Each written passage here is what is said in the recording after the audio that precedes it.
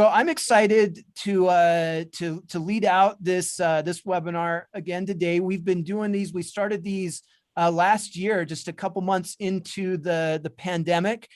We started offering these webinars as a way to get voices of people we've been really impressed by out to and start to really expand on our community. So my name is Jason Johnson and I represent the WhyTry organization. We're the organization that's been hosting these webinars. We are a social emotional learning and a resilience program and organization.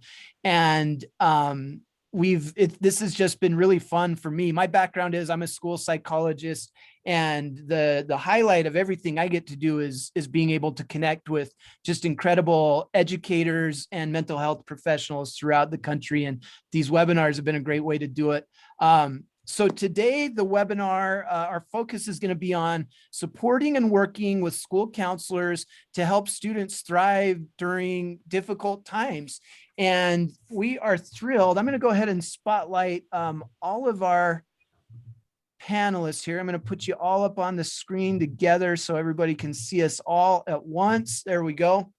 I want to go through and introduce our panelists, and then we'll get right into to our discussion. But we're thrilled to be joined by three incredible humans today. First, we have Lesa Pritchard. Lesa currently serves as the Texas School Counselor Association president. She's the executive director of Whole Child Services in Boerne ISD, a native of Louisiana.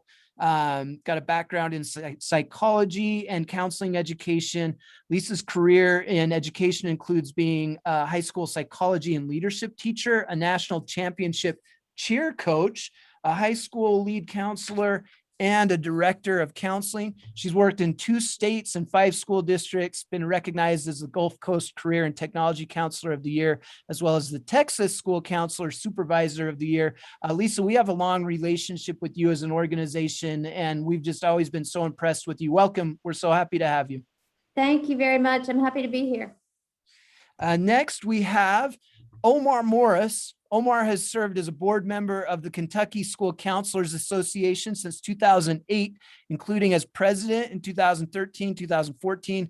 Education career began as a math teacher at an alternative high school, where he was one of the founding members and the team leader of the Crossroads program for 14 and 15-year-old students. Then in 2007, he became a professional school counselor at Barrett Traditional Middle School. That's one of the top rated middle school in JCPS and top 5% of all middle schools in Kentucky. Omar was instrumental in developing other professional growth and effective systems, which was used to evaluate education professionals across Kentucky. Been married to his beautiful wife for 20 years, and they have 9 wonderful children. 9 wonderful children going to keep you busy by itself, Omar, and then being a school counselor and involved in all the boards you are. Welcome, Omar. We're thrilled to have you. Thank you, sir. I appreciate you allowing me to participate in this. Absolutely. Last but certainly not least is we have April, and I feel bad. Help me with the pronunciation of your last name. Is it Foth? Both. Yep. I should have clarified that before, but I wanted to get it right live. It's April Foth. April currently serves as the president of the North Dakota School Counseling Association, graduated from Minnesota State University, master's degree in school counseling.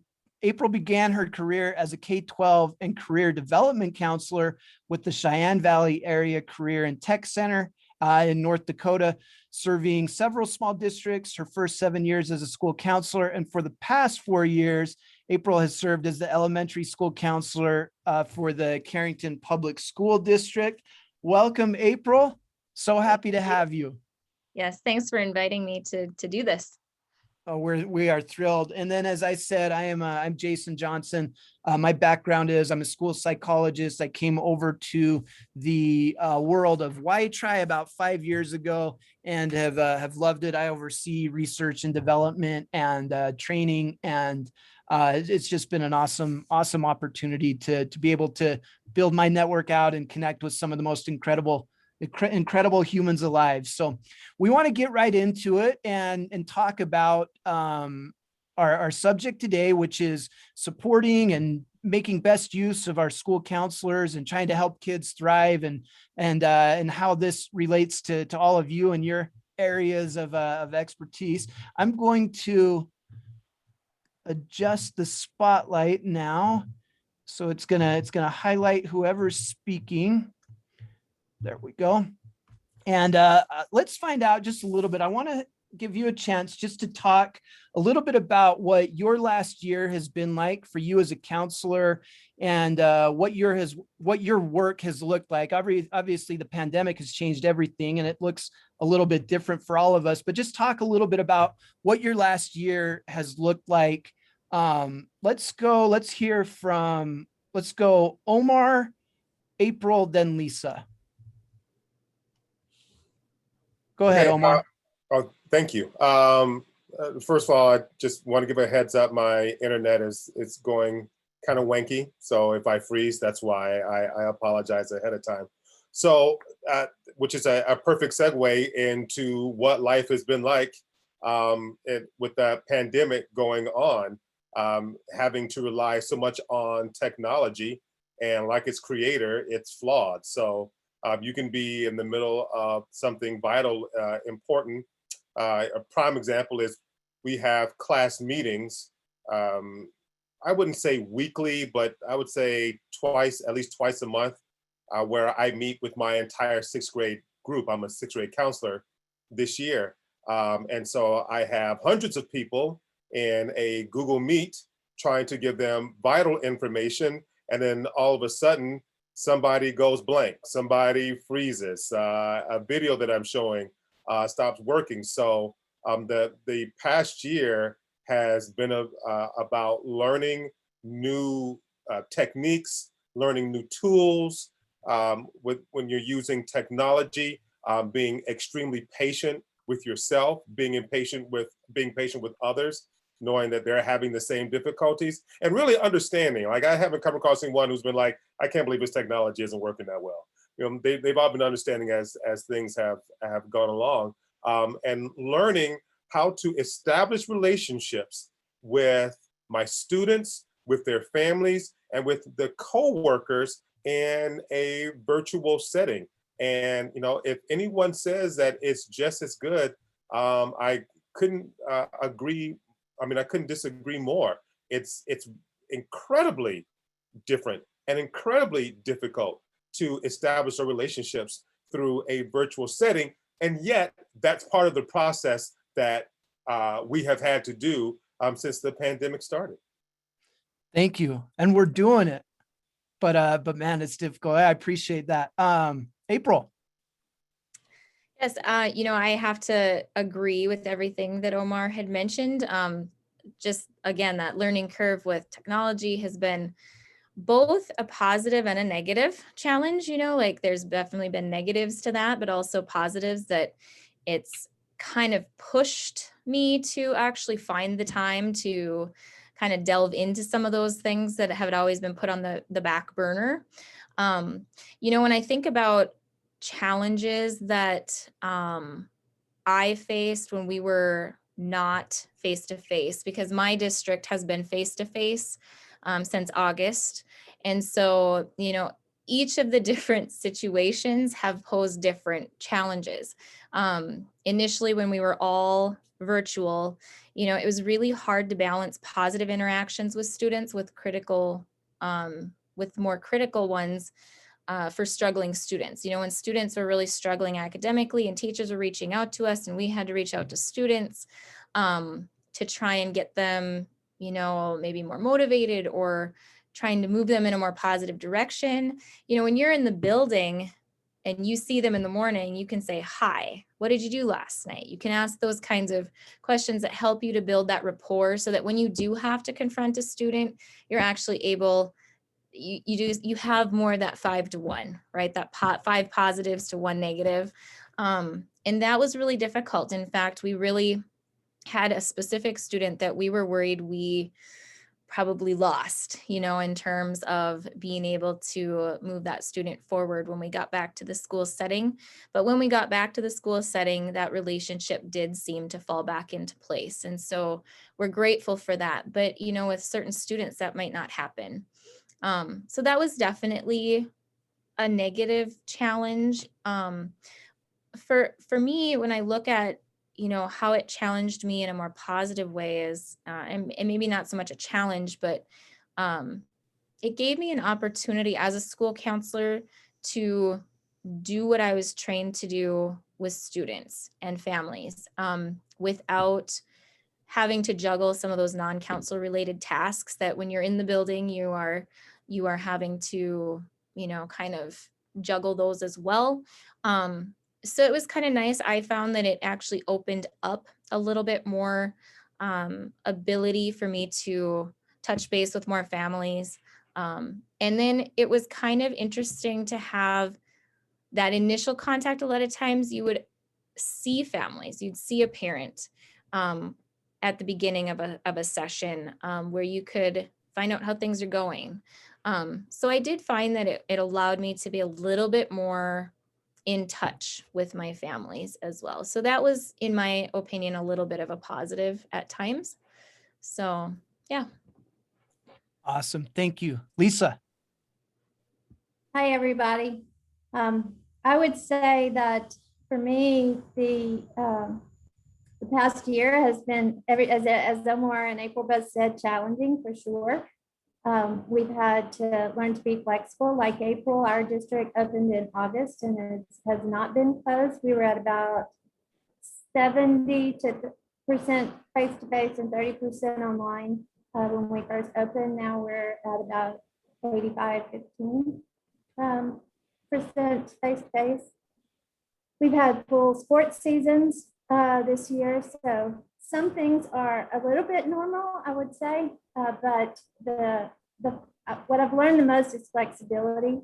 We're always kind of subject to our environment, but being a district leader, waiting for announcements from the CDC, waiting for announcements from the federal government, from the Texas Education Agency and our governor, that changes everything in a few seconds, and then having meeting after meeting of how we're going to respond to that and what's our response going to be, and just learning patience with everyone, because parents, teachers, staff, students, the emotionality is high, and everyone has had a feeling of belief about whether we shouldn't wear masks, we should not wear masks. We had protesters to start the year off.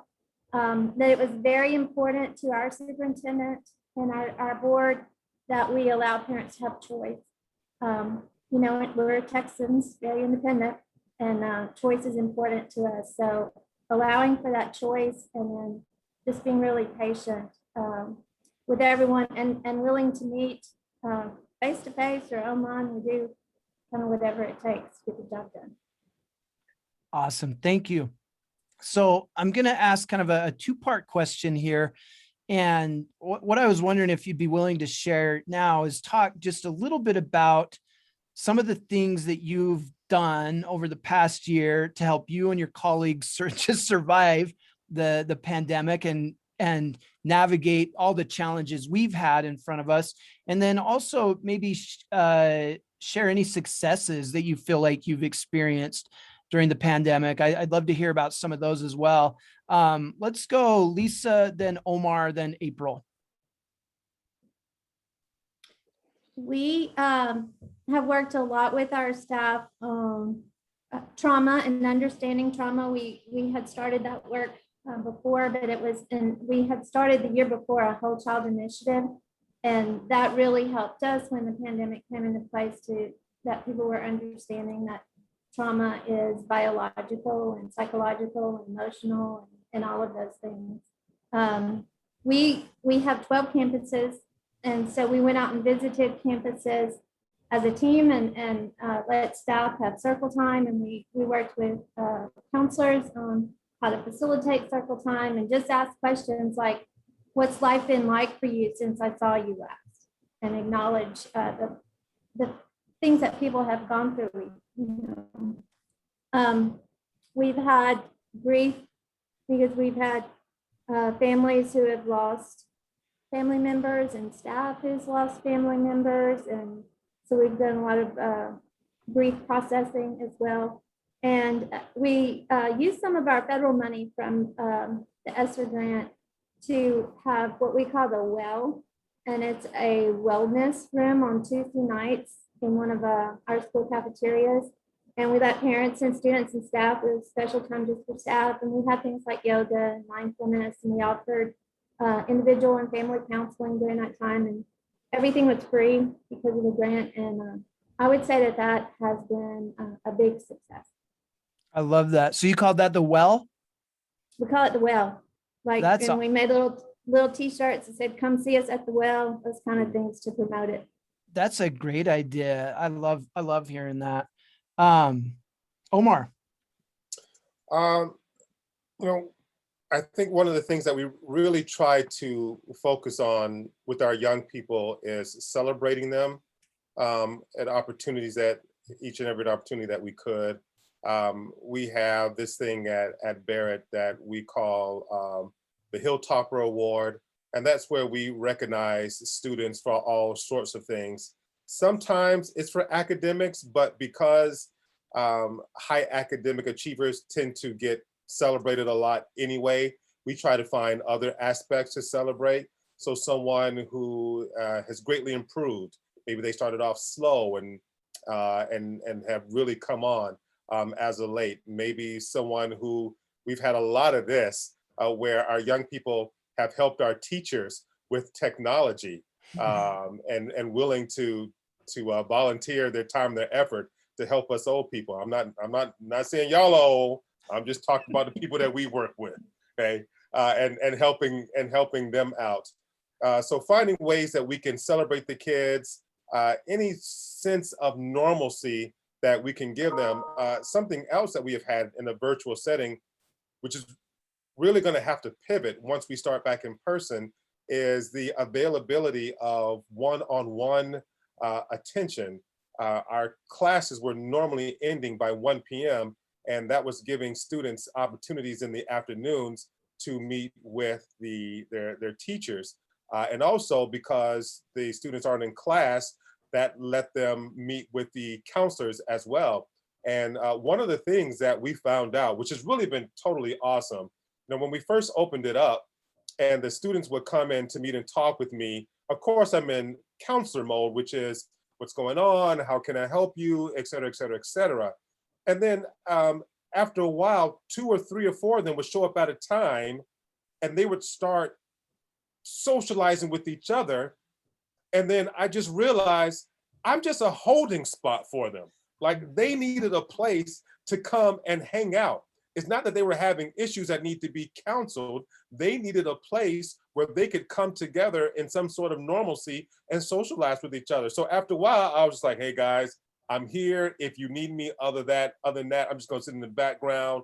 I'll give you guys, 30 minutes, 40 minutes to whatever. So those are the kind of things that we try to do with our kids to give them any sort of sense of normalcy. And you talk about the levels of success, just really trying to meet the kids where they are and understanding that this is a difficult process for everyone. And I think the more that our young people hear, look, I get it, I understand. And we tell them this, we're like, let's just build this in front of you. And especially for my 6th graders, you've never been in a middle school building your entire life. And now we're asking you to be a middle school student. We're asking you to be a middle school student at one of the highest performing, high rigor schools in the country, really. We're asking you to do this in the middle of a pandemic. We're asking you to do this while social justice issues are going on around you, especially in the city of Louisville. So, we're asking tons of you, that things that we didn't have to do when we were your age. So just being able to say to the kids, you know what, we understand, we got it, we're gonna work with you. We're not gonna let you fall through the cracks. If it sounds like you're falling through the cracks, I need you to scream loud and we'll come running. And I think those have been the levels of success that hopefully our young people have felt supported. Oh, awesome. I love that. Thank you, Omar. April. Yeah, I'll talk about some of the things that we've done for our colleagues.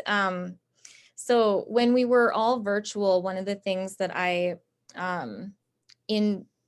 just put into place were staff social opportunities. So I did once a week, I would do a coffee break. So we would meet in the morning. And then also once a week, we would do a happy hour. So staff, it was not obviously required. It was just an opportunity for staff to come together just to talk and be just more in social mode. So that was something that a number of staff members took advantage of, and it seemed to go over fairly well. I also last spring held grade level meetings with teachers. So as the counselor, being able to just touch base with my fourth grade teachers and say what students are struggling, what are you struggling with, how are you doing, how can I help? That was something that I did also to help support teachers during our virtual learning experience. When we came back from the summer, when we started back in person, I put together Wellness Wednesday emails, and I wanted them to be very brief because I know for myself, I get an email that is not necessary to read right now. It is not going to get read right now, and I may never get back to it. So I wanted it to be like a 1 to 2, 3 sentence type thing. So it was just really brief. Just some tips that they could do to take care of themselves. And then also just tried to do a little bit more check-ins, especially with our teachers that either were quarantined or had students quarantined.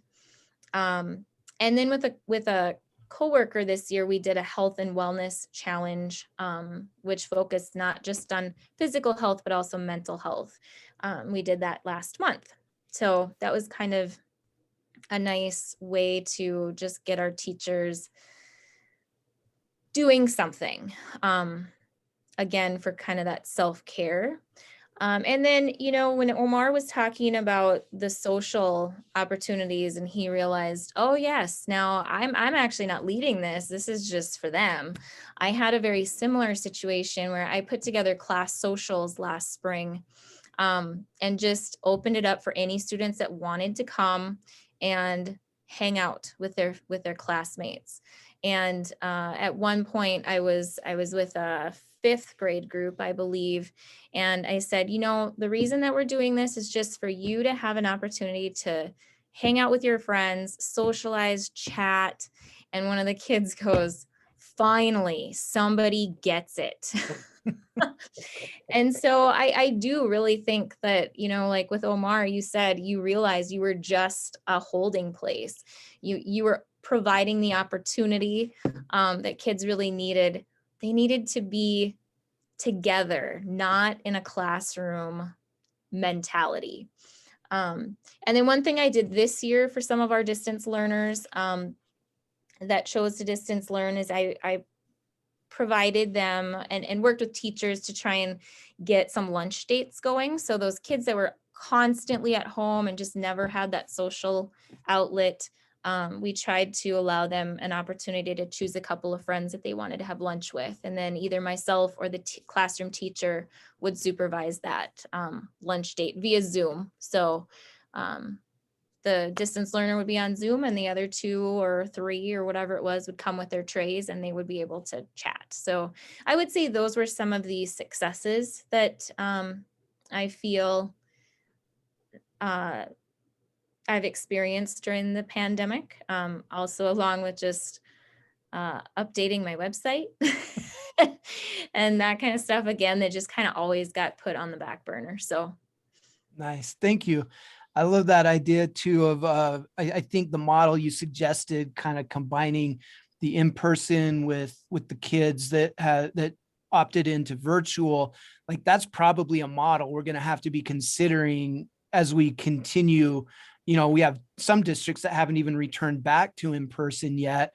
During this transition time, we're still going to have to navigate that, because essentially all districts are still offering the option where you have kids that it still just is not a good health option for them to return back to school. We're still going to have to figure out how to kind of blend those worlds. And so I love that idea.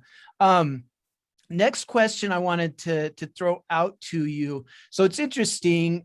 This is probably partially interesting because of my background as a school psych. I think I shared with the panelists when we have a conversation before we have the webinar to kind of get to know each other. And I shared the idea, like, as a school psych, that meme that's gone around that's like, it's like an image, it's your job profile. And it's like, this is what my family thinks I do. This is what my friends think I do. This is what I actually do. This is what my boss thinks I do. And I think about that a lot in relation to like a school psychologist or a school counselor. Like, you have the idea of what you get trained to do when you go to college. And then you have the idea, like, this is what my friends think I do. This is what the kids think I do. This is what the parents think I do. And then this is what the school expects me to do. And they're all kind of different versions. They don't always resemble like necessarily what we wanted to do or what we envisioned ourselves doing.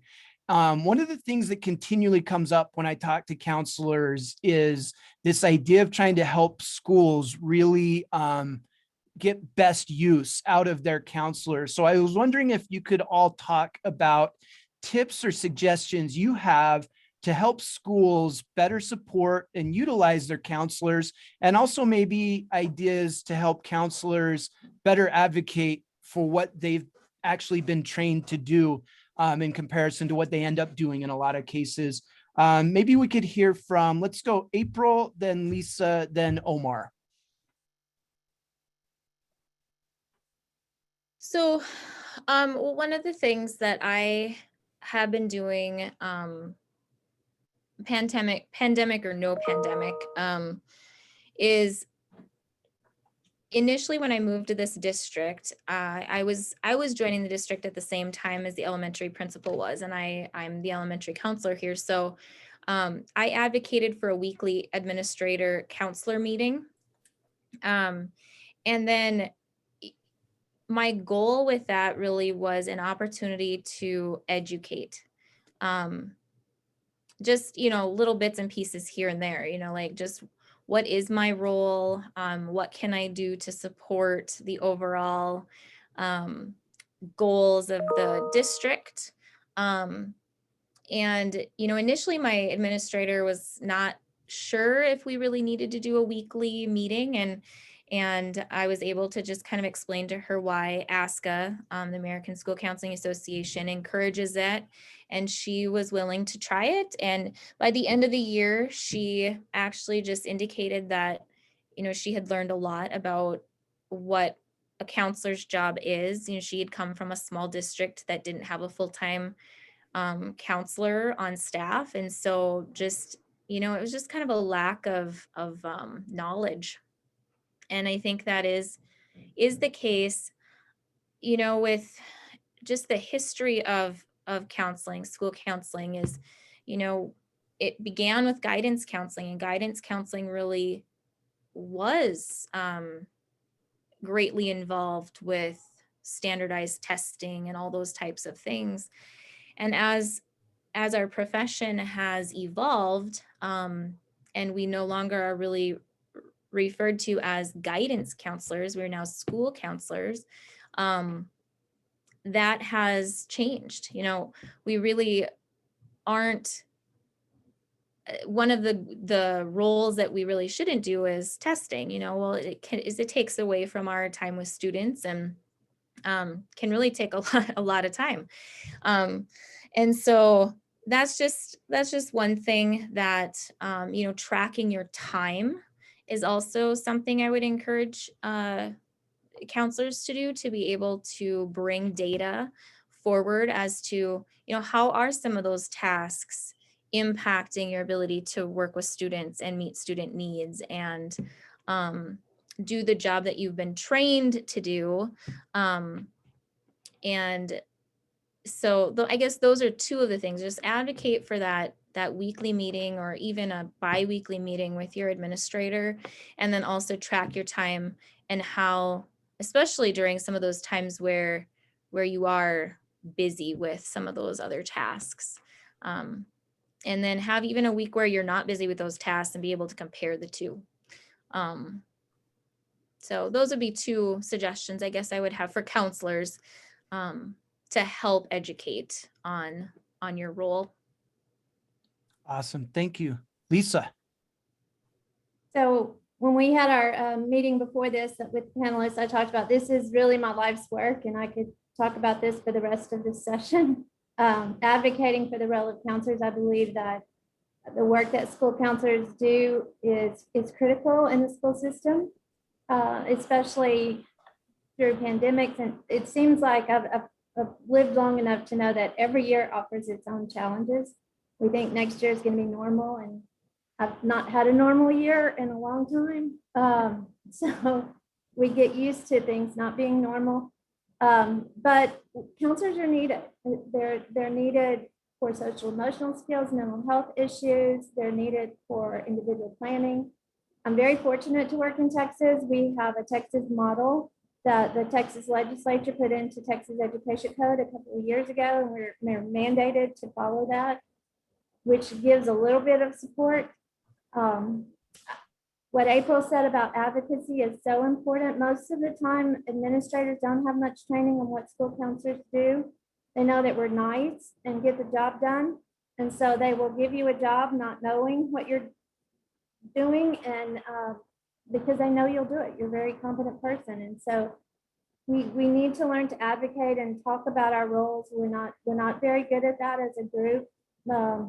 Partly because we can't talk about what happens in our sessions with students. We don't go out in the hall and say, hey, Jason, great session on suicide, depression, how's it going? We don't do that, and we can't do that. And so we have to learn to talk about it in a different way.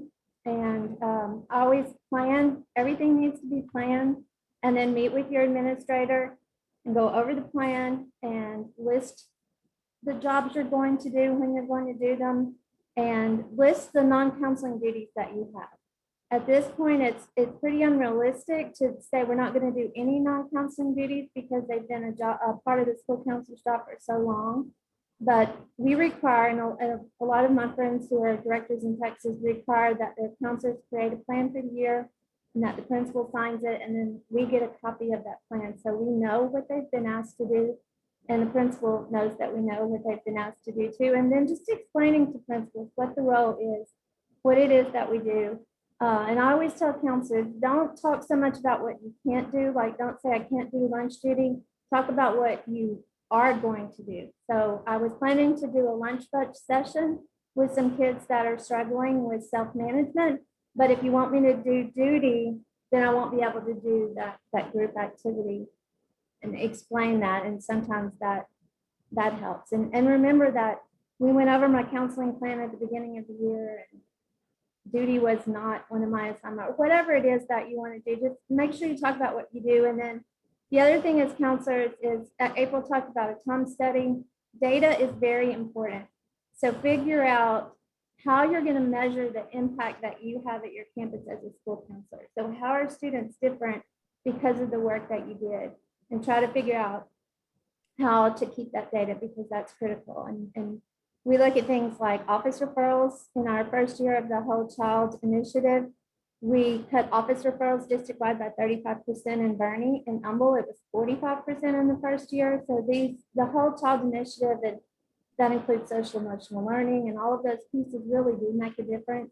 And when you can use data to support that, it becomes really important. It looks more like academics, which people understand, and they will believe data. So learn to keep the data. It's very important. Awesome. Thank you. Omar. Well, Lesa pretty much took every point that was on my list. Thanks. Thank you very much, Lesa. I appreciate that.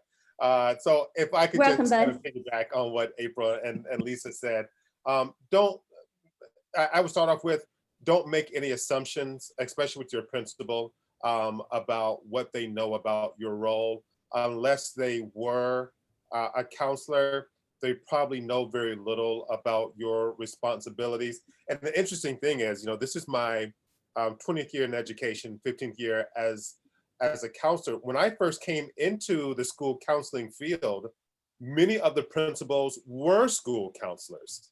And then it seems like that was the beginning of a lot of people getting their certification, their principalship certification.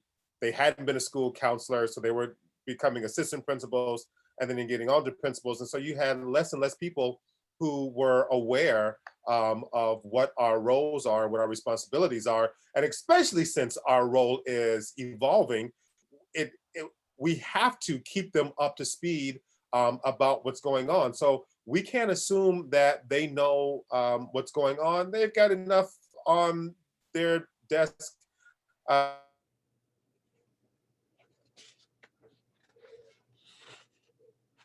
Did Omar just freeze? All right, we're gonna hope Omar comes back because he was just making an important. There he goes. You just froze for a minute, Omar. Oh, okay. Am I back? Yep, you're back. Okay.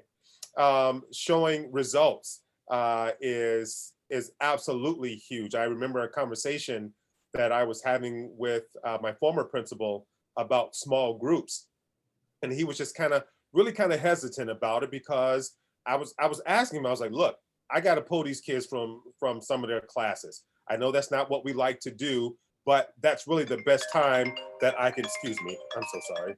That I can address those issues. But I promise you that if you allow me to do this, because what was happening were the teachers were going to him and complaining, "Hey, this student is getting pulled out." I'm like, "Well, yeah, but you're also coming to me and saying that this student is not performing in your class. How do you want me to address that if not during the school hours when I actually have the student?" So the teachers were going to the principal, and I was talking to the principal. I was like, "Look, if you allow me to do this, if you allow me to set up my small groups, you're going to get the results that you're looking for. The teachers are going to get the results that they're looking for, but it's just going to be in a format that they're not used to, and probably one they're not very, very comfortable with." So that's going to be a huge part of the process. It's like, look, I'm going to be doing things that you may not understand what I'm doing, but that's why I got the degree. That's why I got the training. I know how this thing is supposed to work. Just trust me. We ask the teachers, and the teachers ask us, or the society in general, they're professionals in education. Let them teach, let them do their thing. We're doing the same thing as counselors. We are the professionals in this area. Let us do what we do because we know what we're doing. Awesome. Love it. Love it, Omar. So I want to go back to one of the things that Omar actually mentioned at the beginning, and he acknowledged the difficulty, the challenge of relationships during the pandemic. And we know that relationships are at the core of being able to do our job as educators effectively. We know that relationships are critical to helping kids thrive. We know that when you dig into resilience, like the most common protective factor amongst kids that are resilient is a relationship with a caring adult. Relationships are really, really critical. They're very difficult right now.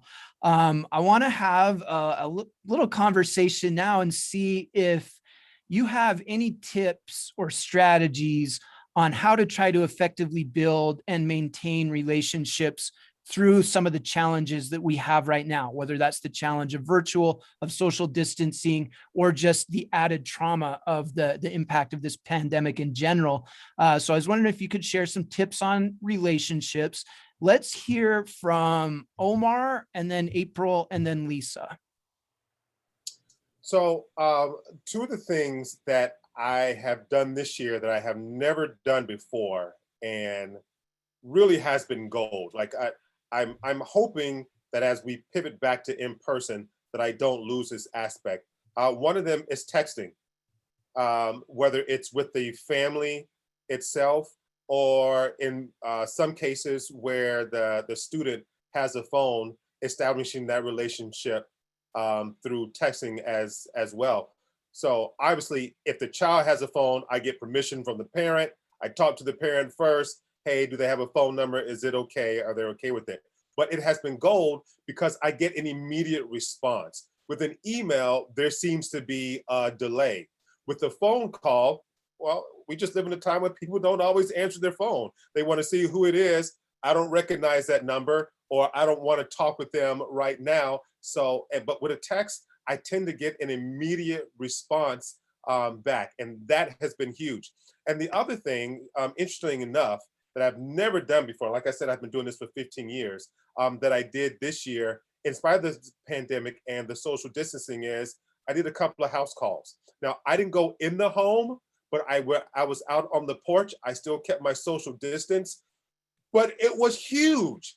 It was absolutely gold that this family got to see me face to face, especially since they're used to seeing me or hearing me through a virtual setting. And now here I am face to face. I took time out of my evening, out of my day to come and visit that. And you can just tell from the parents how much they appreciate it. Even so, that afterwards, after the visitation, I would get an email or a text saying later on, I really appreciate you coming out and seeing me. And it wasn't like I spent an hour. I mean, there were times when I was there for like 5 minutes. Hey, how you doing? Just wanted to say hello, see how things are going. Is there anything I can do for you? And then that was it. And boom, I was on to my next house. But it was absolutely gold. And I'm really hoping that I can maintain the discipline of keeping that up, even as we return to in-person. Awesome. Thank you. April. So I kind of piggyback a little bit on what I said earlier with, the relationships or just those social opportunities for staff. Is you need to create opportunities to socialize, even if that's virtual. So that was kind of where I was coming from when I put together that virtual happy hour and that virtual coffee break and the virtual class meetings, and even the lunch breaks, that you're providing that opportunity for kids to socialize, adults to socialize. In fact, that's even something that my family is doing. We're doing bi-weekly Zoom calls, so my parents get to see the grandkids, on a regular basis. And so there's that. And then, I think one of the other things that I've learned through this whole experience too is that just building more connections and building maybe a stronger relationship with some of those community resources that are available, that even after the pandemic is behind us, hopefully those connections will be valuable to us even beyond that pandemic. So those are a couple of things that I can say just about that particular topic. Awesome. Thank you. Lisa. We piggyback on what Omar said about home visits, especially with our at-risk students, our at-risk counselors, and I have done home visits with students, and even because there's been some significant mental health issues. We have a program called BARC. It's a free program that monitors our Google platform, and we've had more suicide outcries and things like that. And when we call and go into the homes, we found out that there is some significant trauma. And so just being there and supporting them and going above and beyond to try to meet the needs of our students and parents and staff, and making sure that you're super connected, more so than ever before, and going that extra mile to make sure that you're meeting those needs, as I said. And then we're really big on social emotional skills. Social emotional skills have changed during the pandemic and during the other crises that we've had this year. And so asking people, may I take off my mask? Sometimes if you're social distance, that's become kind of a new social skill. Asking people what they're comfortable with, and then teaching kids what the new skills are. Kids are used to being online a certain way in their pajamas or laid back or with their cameras off, and we need their cameras on. And instead of getting angry about that, we need to teach those skills. That's an opportunity. We have different skills now that we all need. Turn on your mic, your throat, whatever it is. And just being patient with people and understanding that this is not anything we've ever gone through, and hopefully won't again. And so it's important to teach the skills that people need and to be patient and realize that we're all doing the best that we can. Awesome. Say the name of that program again? You said it was a free program. It's called BARK. Bark? Yes, it's free for schools. Parents can sign up for, I think, $15 a month. And for us, students are so much smarter than us. We talked about that technology wise. What I didn't realize, on our Google platform, students would open a Google Doc and use it as a chat room. And they would share that Google Doc with other students. And then they assume their parents aren't monitoring their phones. And all kinds of things were happening on Google Docs and in our Google Mail of students. And so we've been able to find out a lot of things that helped us in our counseling session, but also we've had some students in danger that we were able to mitigate that danger. So confession time. I may or may not have a teenage son that got in trouble for turning a Google document into a social chat room. So yes, I found out about that. Bless his heart. Your son is brilliant. Thank you. Good problem solver. Thank you. I'm going to shout out we got a great comment. I'm going to read this. This came in the chat tool. Todd, he mentioned one of the things they've been doing. They've been having a Friday night live show on Facebook Live with shout outs from the teachers to students and more. I thought that was a great idea that he shared as well. A great way to kind of connect and contribute to relationships through the pandemic. All right. Getting close on time. Let's talk. Yeah, I think we'll be all right.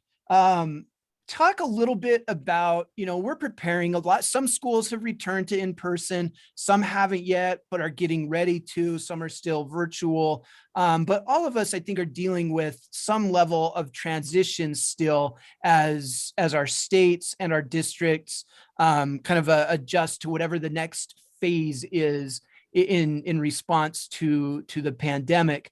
What should we be preparing for as within our districts and our schools as we get ready to take whatever our next step is? And how can counselors help with this transition? Let's go Lesa, Omar, April. So I kind of mentioned earlier, there's a lot of emotionality right now, and a lot of people with just lots of things going on. We just got over an election cycle that was pretty brutal, and then the pandemic and just all kinds of things out there. So expect people to be more emotional when you come back. Omar has mentioned this a few times. Those students, especially in transition, who maybe had a virtual kindergarten class all year, so they still haven't learned how to do school in a traditional way. Same with the sixth graders and freshmen, and so it's almost like they're gonna have two transitional years. We're all a little bit, I was in Houston during Hurricane Harvey, and I always go back to that trauma. We had students for a good year that would cry when it started raining, and so we know that intellectually, but when we get in our practice, we can lose patience with people who we think should be over it and they're not. And just learning and teaching about trauma. Again, we have a Texas Education Agency posted a free website where people can log on and learn about trauma, where teachers and educators can. And so I would, that's my big advice is learn about trauma and how it impacts the body and the soul and the psyche and emotionality, and just learn to be patient and flexible with that. Awesome. Thank you. Omar. So, as we prepare to return in person, we're one of the districts that hasn't returned. Our elementary will be starting next week, and then our middle and high school will be starting the first week in April. And I think one of the things that you have to prepare yourself for mentally is those things which you're not going to be prepared for. and being able to be flexible, being able to pivot, being able to let go of how things are normally done. I think for our teachers, that has been a huge bridge to cross, because with people in general, but in education, there's a comfort in routine. There's a comfort in, this is how the lessons have always gone. This is how I've always taught. This is what my room has looked like. And now we're saying to them, okay, it's probably not going to look like that. Not because we don't want it to look like that, not because the students are saying, hey, we're just not into that right now. It's just we're in a different space now. We're in a different season now.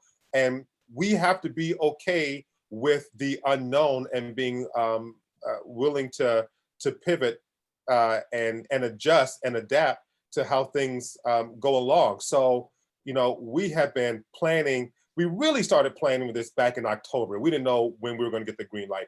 We really started planning in October. It's ramped up huge in the past month, and we'll do lots of planning. And even still, all that planning that we're going to do, there are things that are going to happen on that Monday morning we just don't know about. We just don't have an idea about until it comes across. So as being a professional school counselor, it's all about being able to adjust on the fly and understanding, hey, didn't know it was going to happen. It did. Now let's see what we're going to do. Awesome. Thank you. April. Yeah, I'll have to back you up on that, Omar. When we first were moving into our school year, I was very uncertain of what to expect. So it was just kind of this sense of, I don't know. And you're right. Just kind of accepting the fact that you don't have all the answers, that you're not sure exactly how things are going to look, and just allow yourself to kind of go with the flow. Because, in our small school, our small district, and in the area that we were, when we started school, we didn't have a lot of numbers in terms of COVID positives. And so there wasn't a lot of, it just didn't feel very different other than some people were wearing masks, others weren't, because we weren't mandating masks at that time. And so,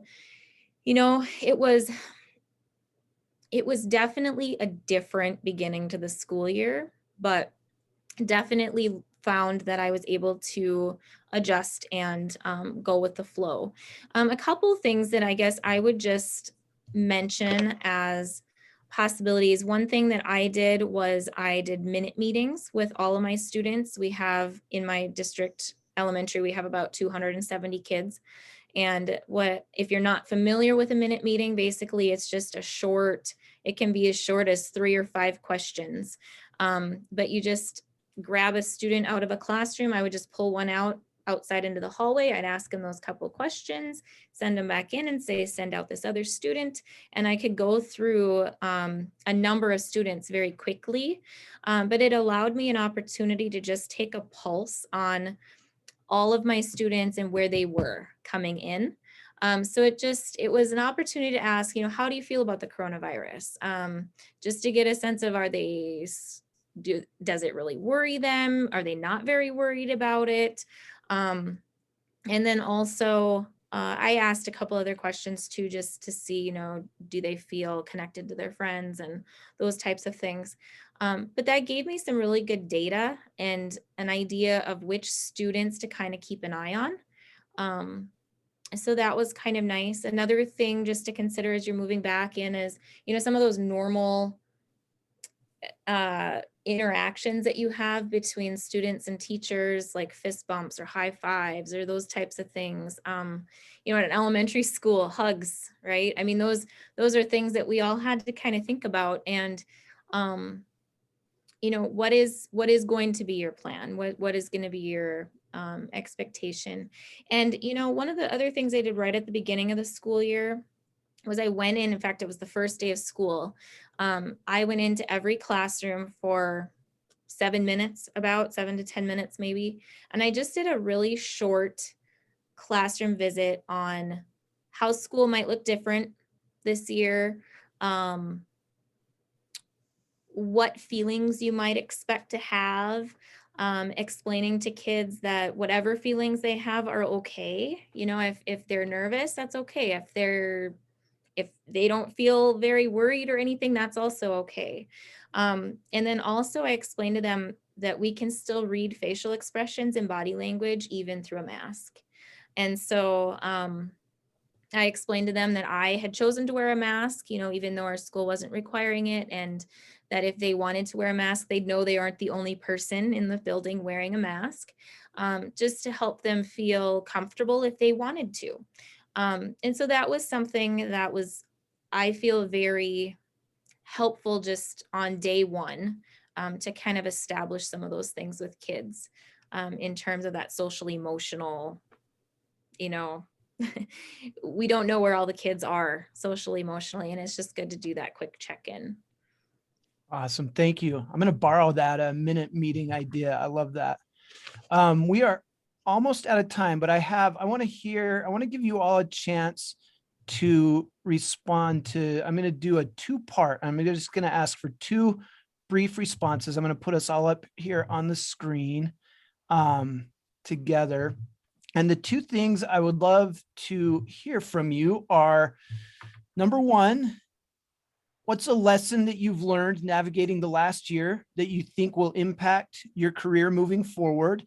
And number two, what's giving you hope right now? And you can just respond to both of them together. Let's hear from April, then Lisa, then Omar, and then we'll wrap it up.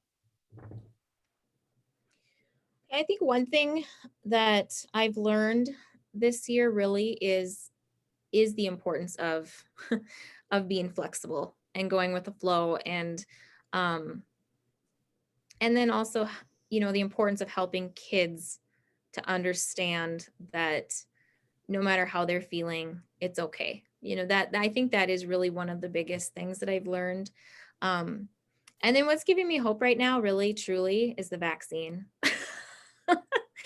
You know, just knowing that and really hoping that this vaccine really does what we are hoping that it will do, so that we can be back to quote unquote normal, or at least close to it.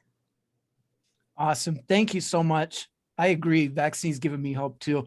Lisa.